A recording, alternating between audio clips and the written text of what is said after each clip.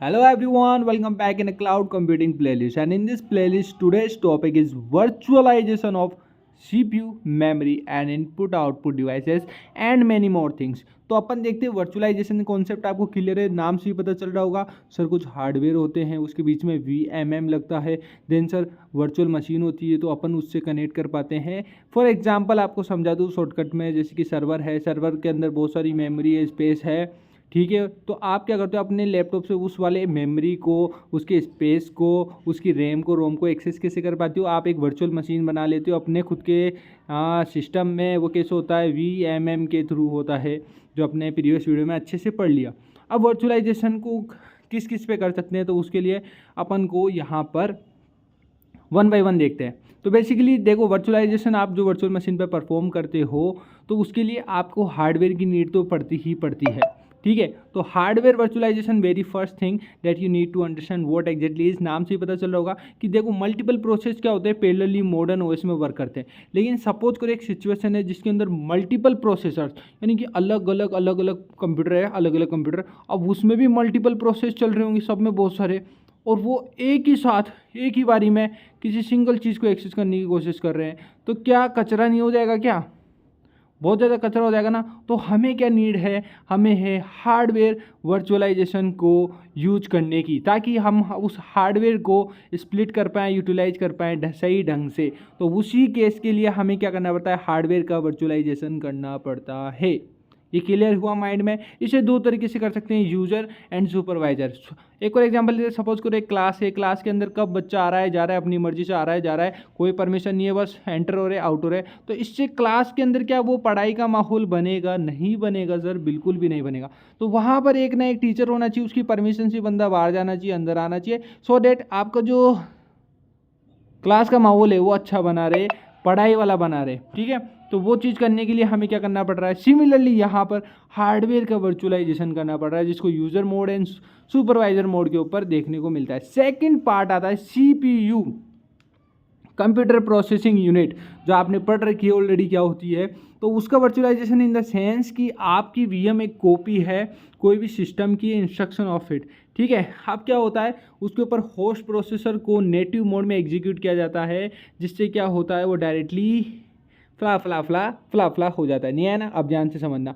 जैसे आपका हार्डवेयर है, यहाँ पर आपने VM सॉफ्टवेयर यूज़ के लिए VMM या हाइपरवाइजर, और डायरेक्ट आप वर्चुअल मशीन को एक्सेस कर पा रहे हो। इन सब के बीच में एक OS भी आती है, बट हमारे केस में ये नहीं आती है।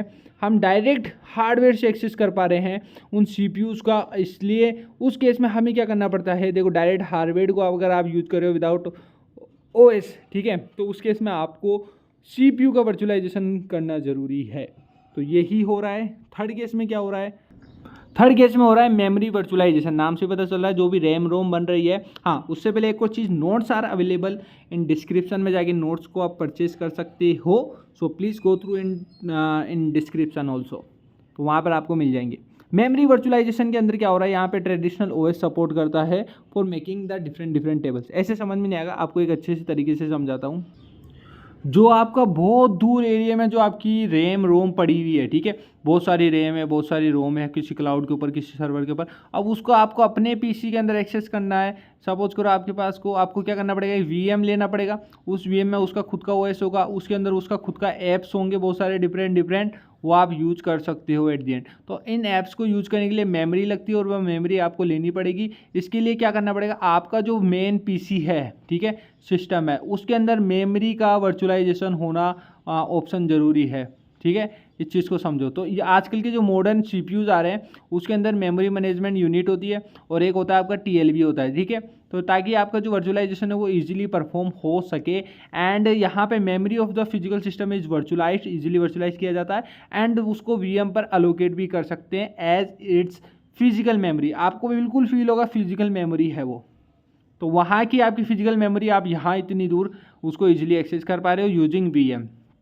Input output is something, basically जो भी इनपुट आउटपुट रिक्वेस्ट होती है कि मेरे को लेना है, नहीं लेना है, ठीक है, ये आधा चाहिए, फुल चाहिए, ठीक है। तो ये इनपुट आउटपुट समझ गए, इनपुट आउटपुट है ना, जो आपकी रिक्वेस्ट है, उनको रिक्वेस्ट को ये हैंडल करने का काम कर रहा है आपका इनपुट आउटपुट वर्चुअलाइजेशन। इसको तीन तरीके से कर सकते हैं। Very first is full device emulation. In this sense क्या होता है, यहाँ पर जो भी रियल टाइम की डिवाइसेस कीबोर्ड वीबोर्ड anything that you are using उसका बहु भी चीज़ वहाँ पर आपको देखने को मिलेगी, बिल्कुल इमल्सन होगा वहाँ पर आपका, ठीक है, इमुलेशन। सेकंड है para virtualisation, that is a split driver. इसके अंदर दो टाइप के ड्राइवर होते हैं, front end and back end. Front end क्या कर रहा है, जो भी इनपुट आउटपुट रिक्वेस्ट आ रही है उसका वर्चुअल ओएस को वर्चुअल ओएस रिक्वेस्ट करवाता है इनपुट आउटपुट को। सेकंड आपका बैक एंड क्या करता है, वो रियल इनपुट आउटपुट डिवाइस को मैनेज कर रहा है और ये input output request of the virtual OS करता है। थर्ड टाइप है इसके, इसी के अंदर इनपुट आउटपुट वर्चुअलाइजेशन के अंदर, it allows virtual machine to access devices directly. This is the thing, आप डायरेक्ट एक्सेस ले पाता है आपका virtual machine to that particular hardware, to that particular devices. There is no need of OS and something. तो type 1 hypervisor use किया जाता है, जो हमने लास्ट वीडियो में देखा था वही यहाँ पर अपन यूज कर रहे हैं, टाइप 1, टाइप 2 नहीं, टाइप 1। तो ये थे हमारे virtualisation. Thank you so much watching this video. मिलते हैं नेक्स्ट वीडियो के साथ में। जय हिंद, जय भारत।